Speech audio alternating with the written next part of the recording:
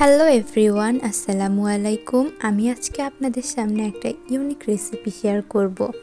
এটা আপনারা চটপট বানিয়ে খেয়ে নিতে পারবেন। প্রথমে একটা আলু কুচি করে নিতে হবে, এরপর ধনিয়া পাতা। এখানে আমি পেঁয়াজের ফুল ব্যবহার করছি, এটা না ব্যবহার করলেও চলবে। পেঁয়াজ যে যেমন ঝাল খেতে পছন্দ করেন সেই অনুসারে ঝালটা দিবেন। এরপর কুচি করা আলুটা ধুয়ে ছেঁকে নিতে হবে। এরপর একে একে ধনিয়া গুঁড়া, মরিচ গুঁড়া, হলুদ গুঁড়া দেন কেটে রাখা সব উপকরণ দিয়ে ভালোভাবে মিক্সড করে নিতে হবে। স্বাদ মতো লবণ এবং অল্প অল্প করে আটা কিংবা ময়দা মিক্সড করে নিতে হবে। একটা ডিম সেদ্ধ করে নিয়ে এটাকে কুচি কুচি করে কাটবেন। ডিমটা দিলে খেতে ভালো লাগবে। সুন্দর করে মিক্সড করে এটাকে এখন কি করতে হবে বলেন তো? হ্যাঁ, ঠিকই ধরছেন, এটাকে এখন ভাজবো। অবশ্যই গরম তেলে কোনো কিছু দেওয়ার আগে সাবধানতা অবলম্বন করবেন, না হলে কিন্তু আমার মতো হাত পুড়ে যাবে।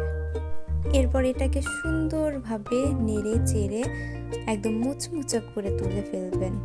এত কষ্ট করে একটা রেসিপি করলাম, ডেকোরেশন না করলে কি হয়? অনেক যুদ্ধ করে আম্মুর সাথে প্লেটটা বের করে নিছি।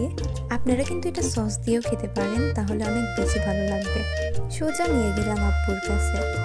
শীতের বিকালে কার না ভালো লাগবে পকোড়া খেতে? আপনারা সবাই এটা ট্রাই করবেন বাসায়, আমাকে জানাবেন কেমন লাগে। সবাইকে আল্লাহ হাফেজ।